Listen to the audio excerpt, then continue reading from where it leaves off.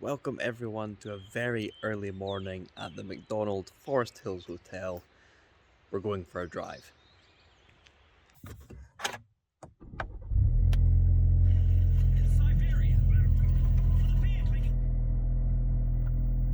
The reason I'm up here in the Trossachs, which is kind of a region between the lowlands and the highlands of Scotland, was actually to surprise my mum. It's her birthday on Wednesday, but we came up early to surprise her at this lovely hotel. Couldn't resist getting up that bit before breakfast and heading out to what I think is one of the sneaky greatest roads in the UK. The road is called the Duke's Pass and is predominantly known as a biker's road, but it's also perfect for a hot hatch like this Focus ST. I've had this car for 2 months now and I've really loved it. I've learned again that I just love hot hatches. They are fantastic and it's fitted all the crew we've needed for our DriveTribe shoots, crew and kit, quite easily. Plus, it can hair down a road when you fancy it.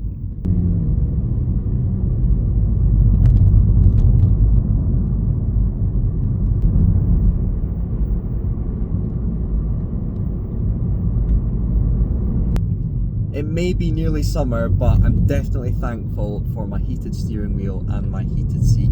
It's a brisk one this morning.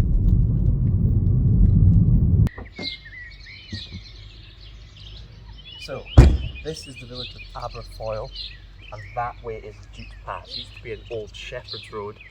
It's only 6 in the morning right now, so hopefully I've beaten the postman. I should have the road completely to myself. So without further ado, let's get in the Focus and see what's what.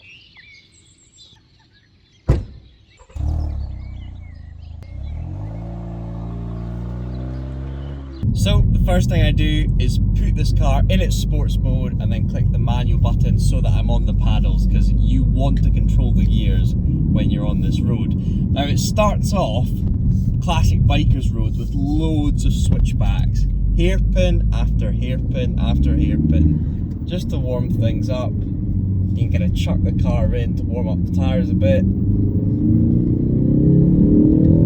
And this front wheel drive just shoots you out the other end. Point and shoot. In the past, this road has been criticised for its condition, but it looks like over the past couple of years since I've been here, there has been a lot of repairs done, especially to those apexes for bikers, making them nice and grippy. This first section is as good as you'd ever want from a country road in terms of condition. The tarmac is spotless. Oh dear, hello. It's one thing you have to watch out with when you get up this high in Scotland. The odd buck running across the road. So the first section of the road climbs up a hill and then you come down the other side towards Loch Venacher, one of the most stunning lochs in Scotland. This section here though, the car just grips up. The line of sight doesn't get good until here. That was quick. Oh, what a piece of road that is. That's proper tarmac rally stage and it keeps going. Really rev the car out. Slight blind corner here, but straight in. Yump. Oh, this Focus grips. Those Pilot Sport 4S tyres are working.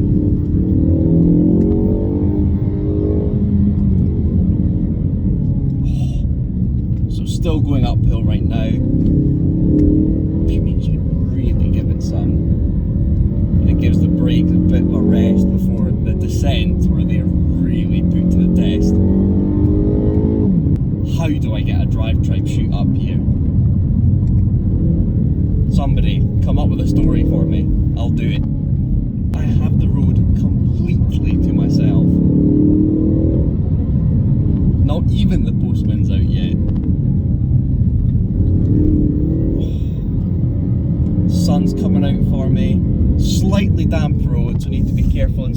intersections.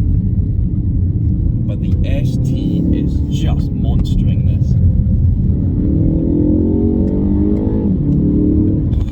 Another thing that really helps, I imagine especially for bikers, is that the cambers are almost always on your side, which means you can just lean into these turns, and as long as you've got the tyres for it, my god do they grip, like through there.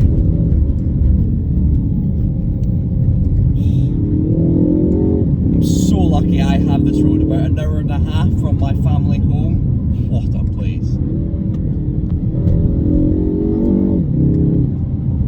Okay, we're now over the top of the hill and on the way back down, and things just get prettier and prettier. Scottish pine trees, down to a lock down there.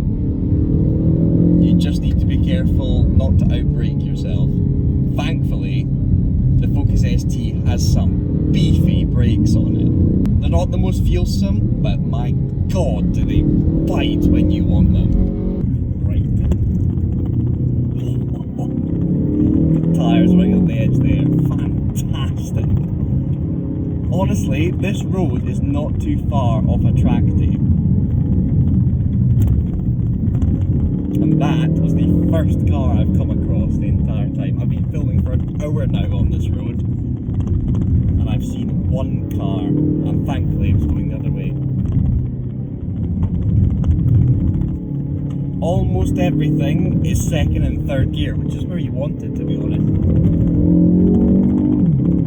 Once you've got up to fourth gear, and you're on a road like this where there are some big braking zones, that can seem a wee bit too quick sometimes. Yes. You get this situation so often in Scotland. The road is unbelievable, but the scenery around you is even better. And you're kind of torn between the two. You really have to concentrate on the road itself because it's so tempting to look at what's around you. Wow. What a road. And what a car. And then you're at the lock side. You're into a 40-mile-an-hour zone. The glen is steep around you. Wow. If you didn't know already, I love Scotland.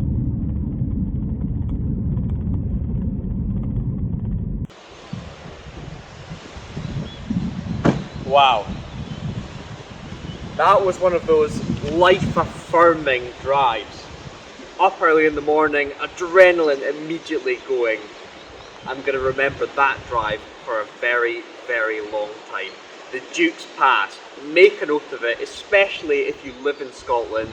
It's in the Trossachs. It's a really convenient place for people that live north and south, and it's got that road on it and plenty more. I could have gone another half hour down that way or another half hour the other way and still had amazing roads. What about the Focus then? Well, I have done that exact same drive in a Honda Civic Type R, and I must admit that was incredibly good, especially with the manual gearbox. The thing with this, when you've got an automatic, I think it could potentially make the drive a bit harder, because when you're relying on an auto box, you can just go piling into a corner and flick those paddles and the gearbox does everything for you. You don't have to think about that gear shift, which you do in the Civic. It's a difficult one actually. I would say the Civic gives you more time to think because you have to be that bit slower into a corner to get your gear change done. Well, this kind of sorts itself out. It's a tricky one. I would love to time myself from Aberfoyle to here in the Civic and the Focus and compare those times. I must admit though, the Civic was more hunkered down and hardcore than the Focus was. I didn't want to put this car in its track mode because I thought it would just be too solid. But to be honest, that's what the Civic is like in its R+ mode, which makes it so much of a weapon on that road. So I would say this has been the proper christening of the Focus on the channel. I hope you guys have enjoyed this video. I hope to see you guys on this road at some point. I've been Mike, and I'll see you again next time. I better get back to the hotel.